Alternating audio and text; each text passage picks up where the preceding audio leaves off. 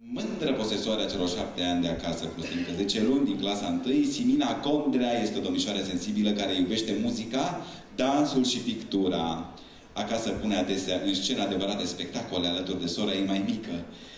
Ultima ei pasiune o reprezintă personaje din Monster High. Pentru acest recital nu a pregătit însă melodia de pe coloana sonoră a serialului, ci piesa Once Upon a Dream, din baletul Frumoasa din Pădurea Adormită, capodopera lui Tchaikovsky. Să o primim cu aplauze pe Simina Condrea.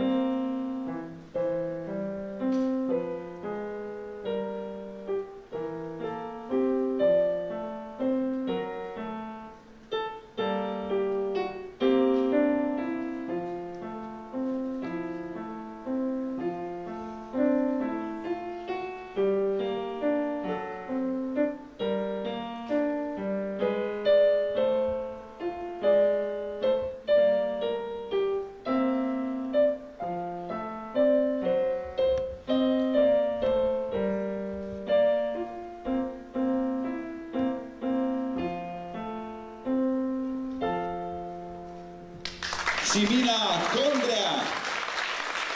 Felicitări!